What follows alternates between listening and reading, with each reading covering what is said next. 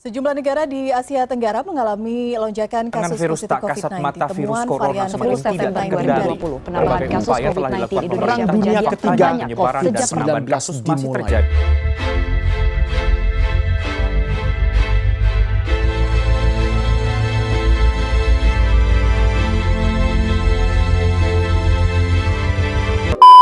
Assalamualaikum warahmatullahi wabarakatuh.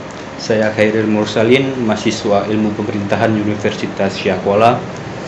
Dan pada video kali ini saya akan membahas sebuah tugas mata kuliah Filsafat Pemerintahan. Pada video kali ini saya mengambil judul yaitu Kebijakan Pemerintah dalam Penanggulangan COVID-19 di Indonesia. Seperti yang kita ketahui bersama, sudah lebih setahun corona ini menyerang kehidupan manusia. Bukan hanya di Indonesia saja, namun di seluruh penjuru dunia. Banyak hal yang dilakukan oleh pemerintah untuk mencegah penyebaran virus ini, mulai dari larangan berkumpul di tempat yang ramai sampai pengadaan vaksin virus corona yang sampai sekarang masih terus berlangsung. Dapat kita lihat mulai dari awal Maret munculnya virus ini di Indonesia sampai sekarang sudah lebih setahun virus ini menyerang kita, dan juga sangat banyak kebijakan yang telah dikeluarkan oleh pemerintah untuk penanggulangan virus ini atau penanggulangan pandemi ini. Dan kali ini saya akan memaparkan beberapa hal yang dilakukan oleh pemerintah dalam penanggulangan pandemi ini, yang sekiranya ada hal yang membuat kita bingung akan kebijakan yang dikeluarkan oleh pemerintah tersebut, mulai dari larangan berkumpul hingga larangan untuk mudik. Dalam penanggulangan pandemi ini, pemerintah juga tidak dapat disalahkan sepenuhnya jika kebijakan yang dilakukan oleh pemerintah tersebut merugikan beberapa pihak, yang mana tujuannya agar corona ini cepat hilang dari kehidupan kita, dari negara kita, Indonesia ini, dan juga kita dapat hidup normal kembali seperti dahulu kala. Bicara mengenai kebijakan tersebut, maka kita dapat melihat contoh kasus yang terjadi di tempat kita sendiri, yaitu Provinsi Aceh, yang mana kebijakannya sungguh membingungkan masyarakat. Saat ini rakyat Aceh sedang dilema dengan kondisi yang menyulitkan untuk persoalan larangan mudik Lebaran Aidilfitri tahun 1442 Hijriah atau tahun 2021 ini. Sebagaimana statement Dilantas Polda Aceh Kombes Diki Sondani tentang larangan mudik bagi warga lokal Aceh, baik menggunakan kendaraan umum maupun kendaraan pribadi.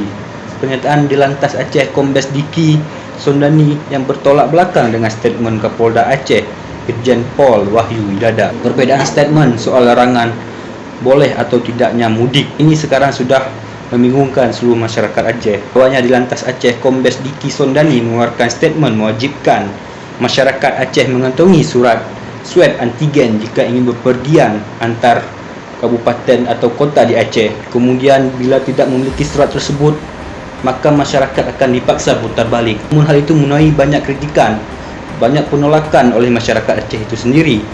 Dari berbagai lapisan masyarakat menolaknya karena mereka menganggap itu sangat berlebihan. Sehingga Kapolda Aceh Irjen Pol Wahyu Widada pun mengeluarkan statement tidak setuju dengan hal tersebut, hingga mewajibkan surat-surat tersebut jika ingin melakukan perjalanan antar kabupaten di Aceh ini. Dalam hitungan hari tiba-tiba Dilantas Aceh Kombes Diki Sondani kembali mengeluarkan statement barunya, kali ini tentang pemerintahan Aceh melalui Dinas Perhubungan Provinsi Aceh. Mulai Kamis tanggal 6 bulan 5 2021 kemarin, resmi melarang angkutan umum di wilayah Aceh melakukan trayek, baik itu antar provinsi maupun antar kabupaten di Aceh. Larangan ini sebagaimana tertuang dalam surat imbauan teknis operasional angkutan umum antar kota dalam Provinsi Aceh yang dikeluarkan oleh Dinas Perhubungan pada tanggal 5 Mei 2021 kemarin. Surat yang ditandatangani Kadis Aceh dan ditunjukkan kepada Direktur Perusahaan Angkutan Umum yang ada di Aceh. Dalam surat tersebut tertulis, angkutan-angkutan umum dalam Provinsi Aceh diminta untuk menghentikan operasional pelayanan seluruh wilayah Aceh sejak tanggal 6 hingga 17 Mei 2021. Bagi angkutan umum yang melanggar akan dikenakan sanksi sesuai dengan ketentuan peraturan perundang-undangan.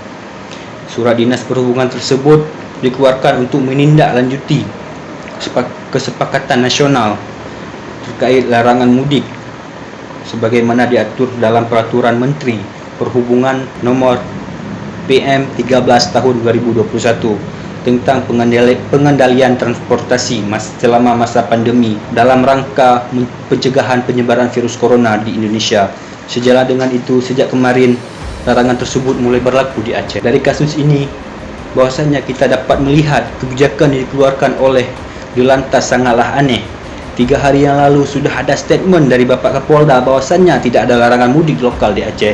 Namun kebijakan tersebut bertolak belakang dengan diperbolehkannya keluar masuk WNA atau warga negara asing ke Indonesia di saat warganya sendiri dilarang untuk bermudik atau pulang kampung, dan juga aturan diperbolehkannya tempat wisata untuk beroperasi atau tidak ada larangan untuk pergi ke tempat wisata yang notabene juga di situ banyak orang.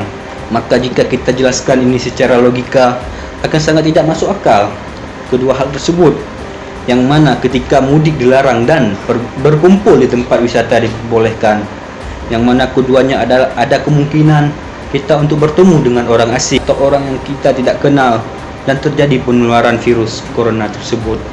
Di sini masyarakat dibuat bingung dan bimbang akan kebijakan yang dikeluarkan oleh pemerintah tersebut.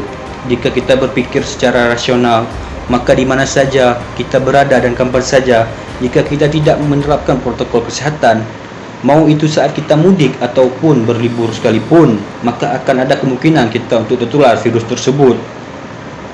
Bukan di mana dan kapan, tapi bagaimana kita untuk menjaga diri kita sendiri. Di sini pemerintah memang menerapkan ini agar dapat mencegah tidak membeludaknya orang yang terinfeksi virus ini, yang mana pemerintah itu sendiri pasti belajar dari masa lalu, yang mana jika dibiarkan, orang-orang akan terus berkumpul dan tidak menerapkan protokol kesehatan. Dan mungkin salah satu caranya ialah tidak diperbolehkannya mudik, di mana kita akan bertemu dengan keluarga kita, dan kita sebaiknya menjaga mereka walaupun tidak bertemu. Pemerintah Indonesia sendiri melakukan ini agar tidak terjadi seperti di India, yang mana melonjaknya kasus corona, atau sekarang disebut dengan tsunami corona, tsunami COVID-19 di India, yang disebabkan oleh perkumpulan orang yang tidak dapat dihindari dan diatasi atas dasar perkumpulan adat, yang membuat klaster baru di India.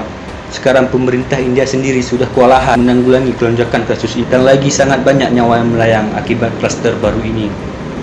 Di sini pemerintah Indonesia melihat apa yang terjadi di India dan melihat dan mengambil kebijakan untuk melarang mudik agar tidak terjadi hal yang sama seperti yang terjadi di India akibat perkumpulan adat yang tidak dapat dihindari. Dan mengenai diperbolehkannya keluar masuk WNA atau warga negara asing ke Indonesia, Kementerian Kesehatan Republik Indonesia membeberkan alasannya mengapa WNA tetap diperbolehkan keluar masuk Indonesia di saat pemerintahnya melarang warganya sendiri untuk mudik. Direktur Pencegahan Pengendalian Penyakit Menular Langsung Kemenkes Siti Nadia Tarmizi mengatakan larangan mudik yang ditetapkan akan mengurangi mobilitas masyarakat. Jika mobilitas WNA tinggi ditambah mobilitas WNI yang juga tinggi, maka kata dia penyebaran virus corona ini tidak bisa dikendalikan. Kalau tidak ada larangan mudik, maka 33% masyarakat akan mudik. Pergerakan yang bersamaan dalam kurun waktu tertentu ini akan berpotensi membuat lonjakan kasus. Jika pemerintah tidak mengeluarkan larangan mudik, penyebaran kasus virus corona di Indonesia diprediksi melonjak seperti pengalaman libur panjang sebelumnya. Dengan pelarangan saja masih ada 17,9 juta orang yang diprediksi akan mudik. Apalagi jika tidak ada larangan mudik, maka akan lebih banyak lagi orang yang akan mudik. Pemerintah sudah memikirkan dengan matang terkait dua aturan pembatasan mobilitas baik terhadap WNI maupun WNA. Pemerintah justru memikirkan bagaimana menjaga masyarakat kita sendiri, karena tentunya pemerintah memikirkan dampak yang lebih besar terhadap masyarakatnya sendiri. Di sini kita dapat melihat bahwasanya pemerintah melakukan ini yang mana tujuannya ialah untuk menjaga warga negara Indonesia agar tidak terinfeksi virus mematikan ini. Dan apapun yang dilakukan oleh pemerintah pasti tujuannya adalah untuk menjaga dan melindungi kita semua, yaitu warga negara Indonesia. Walaupun kebijakan yang dikeluarkan terkadang membuat kita bingung, bahkan jengkel, namun semua itu untuk kebaikan kita bersama, dan agar virus ini dapat segera minggat atau segera menghilang dari negara kita tercinta ini, agar kita dapat melakukan aktivitas kita dengan aman dan nyaman. Sekian dari saya mengenai tugas ini, yaitu judulnya ialah kebijakan pemerintah dalam penanggulangan COVID-19 di Indonesia. Lebih dan kurang saya mohon maaf. Wassalamualaikum warahmatullahi wabarakatuh.